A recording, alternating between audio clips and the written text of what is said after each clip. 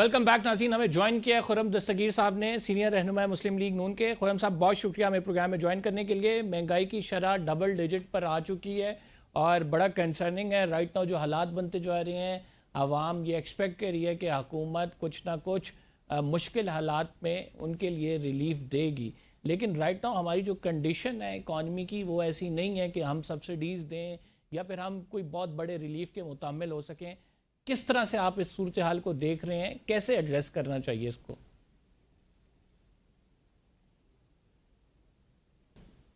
ایسی چیزیں ہیں جن کی قیمتیں بڑھانے سے گریز کرنا چاہیے. ایک تو یہ ہے کہ سب سے بڑی بجلی کی قیمت ہے کہ اس کے اندر وہ بھی ایشوز ہیں جو اٹھتے ہیں نارمل حالات میں بھی, لیکن یہ حالات نارمل نہیں ہیں. اور خاص طور پہ جس طرح قطر نے ہمارے گیس کانٹریکٹ پہ فورس میجور ڈکلیئر کر دیا, پاکستان کے پاس بھی کچھ لیوے ہے کہ وہ پاکستان کے عوام ہیں ان کو کم از کم اتنا ریلیف تو دیں, انہیں یہ ایشورنس دیں کہ بجلی کی قیمت جو ہے وہ نہیں بڑھائی جائے گی. دوسرا یہ ہے کہ پیٹرول کی قیمتیں خاص جگہ پہ آ گئی ہیں جن میں ابھی بھی ایک بڑی جو پرسنٹیج ہے وہ پیٹرولیم لیوی کی ہے.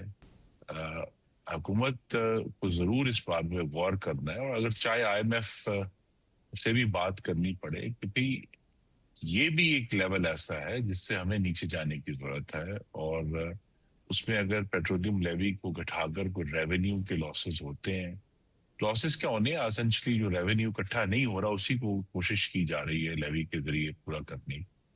تو پاکستان کی عوام کی جو زندگی ہے اس کی آسانی پہلا جو ہے وہ ایک پرائیورٹی ہونی چاہیے.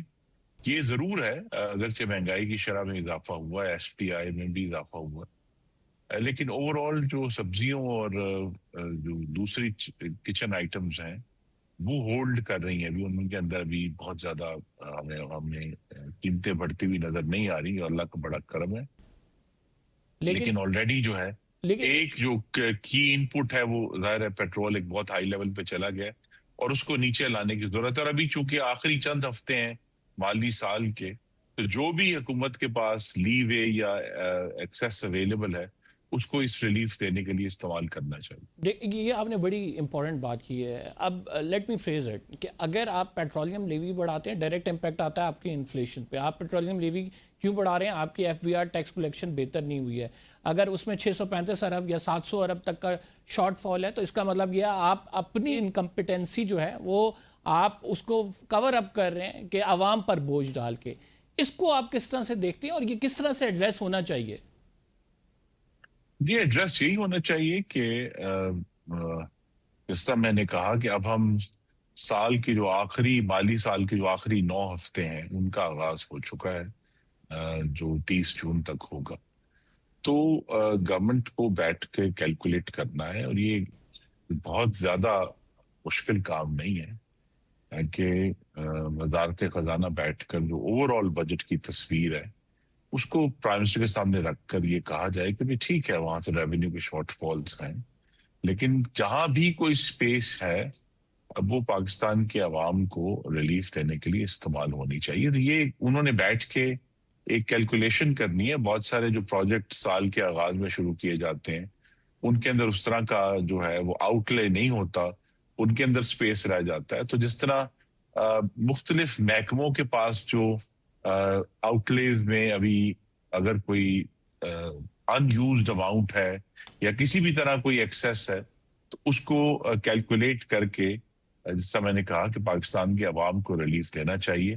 کے پی میں گیس بن رہا ہے اور گیس کے ایشو کے حوالے سے جو سہیل افریدی صاحب ہیں وہ یہ کہہ رہے ہیں کہ ہم احتجاج کریں گے اگر 2 دن کے اندر یہ ریزالو نہ کیا گیا. مزمل اسلم صاحب ہمارے ساتھ موجود تھے, ان سے بات ہو رہی تھی. وہ کہہ رہے تھے کہ ہماری جو کیپیسٹی ہے وہ 400 MMCCD ہے اور وہ اس کے نتیجے میں جو ہماری کھپت ہے وہ 150 یا 200 ہے. تو وہ کہتے ہیں کہ ہماری اپنی گیس جو پروڈیوس ہو رہی ہے وہی ہمیں دے دیں, وہ آپ ڈائیورٹ کر رہے ہیں کہیں اور, تو یہ ایشو تو بنے گا, پھر ہم چیخیں چلائیں گے تو صحیح.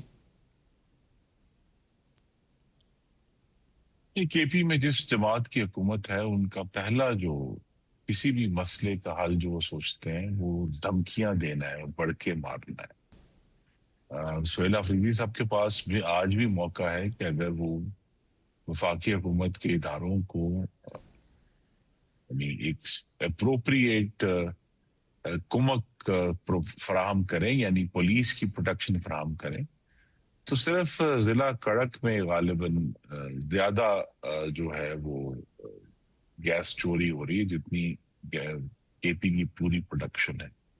اور مختلف جگہوں پہ جو مختلف گیس کے اللہ تعالیٰ کا کرم ہے کہ وہ پاکستان کے پاس یہ ریسورس موجود ہے، اور یہ بھی اس میں کسی کو کوئی امر مانے نہیں ہے کہ اس صوبے کے لوگوں کا پہلا حق ہے، لیکن پہلا حق ہونے کے باوجود یہ پاکستان کے عوام کا ایک مشترکہ اثاثہ ہے، اور اسے ایک مشترکہ اثاثے کی طرح ڈیل کرنا ہے.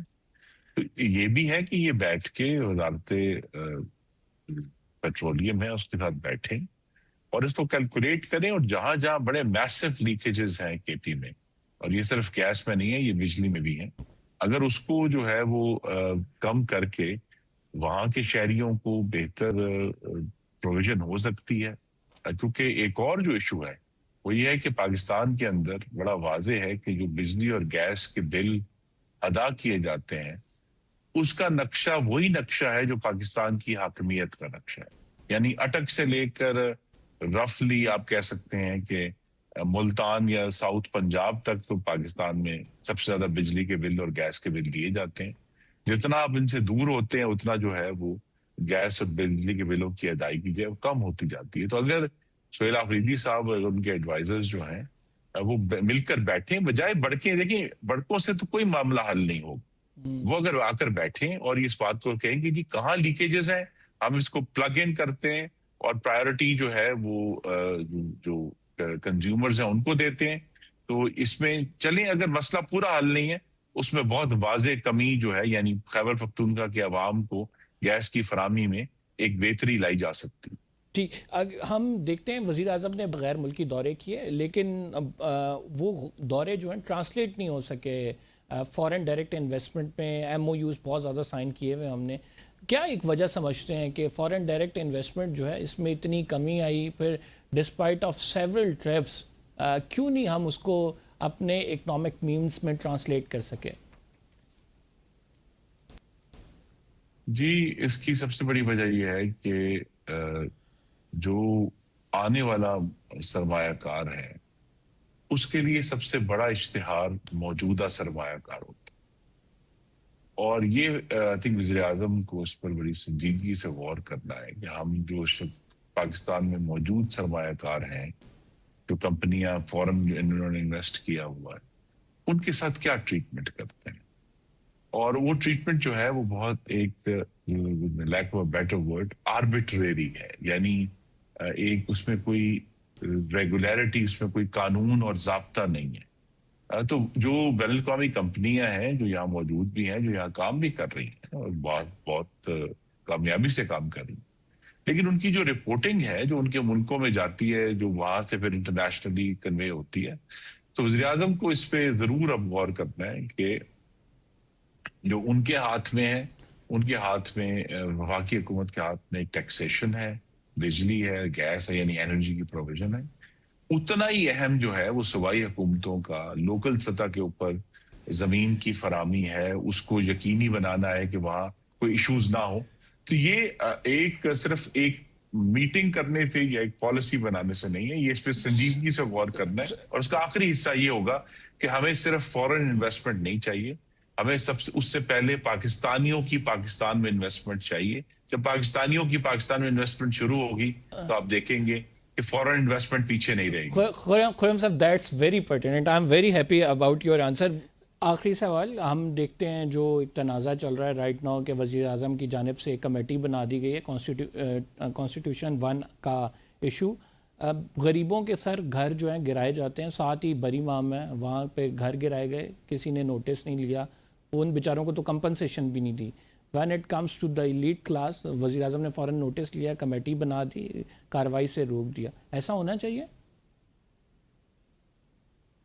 جی کارروائی سے روک کر اگر اس کو اسیس کر لیا جاتا ہے تو اچھی بات ہے، لیکن بالآخر ہمیں جو آئین کہتا بھی ہے اور 18ویں ترمیم میں یہ ایڈ بھی کی گئی تھی کہ کیا پاکستان کے تمام شہریوں کے ساتھ ریاست برابر کا سلوک کر رہی ہے، اور اگر برابر کا سلوک یہ ڈیمانڈ کرتا ہے کہ ون کانسٹیٹیوشن ایونیو کے ساتھ بھی وہی ہو جو بری امام میں ہوا ہے، ہمیں اس کو پروسیڈ کرنا چاہیے. اور اس پہ پہلے دن سے بہت بڑے بڑے سوالات ہیں کہ یہ جو قطع تھا یہ ایک کمرشل ہوٹل کے لیے تھا جو کہ کنونشن سینٹر کے ساتھ اس نے آپریٹ کرنا تھا، ایک پوری دنیا میں طریقہ کار رائج، لیکن اس کو جو ہے وہ پاکستان میں ہر چیز بالآخر ریئل اسٹیٹ پر آ کر ہی ختم ہوتی ہے کاروباری. تو اس پہ وزیر اعظم نے اگر اپنی اسیسمنٹ کروا لیں، لیکن اگر نتیجہ یہی ہے، اور میرے خیال میں تو ہم جو کورٹ کیس تھا 2021 کا غالباً یا 2020 کا ہے، اس کا جو فیصلہ ہے اس میں بہت بڑے بڑے جھول ہیں، اور اس میں ایک اگر غیر قانونی ایکٹیویٹی کو صرف عدالتی فیصلے کے ذریعے کور دیا گیا ہے، تو نہ صرف اس کا اثر بانڈ کانسٹیٹیوشن پہ ایونیو پہ بھی ہونا چاہیے، بلکہ ایک پرماننٹ وزیر اعظم کے پاس چانس ہے کہ ایک ٹروتھ اینڈ ریکنسیلیشن کمیشن بلا کر ایسے کیسز میں ان ججز حضرات سے بھی پوچھا جائے کہ جناب آپ نے یہ فیصلے کیسے کیے.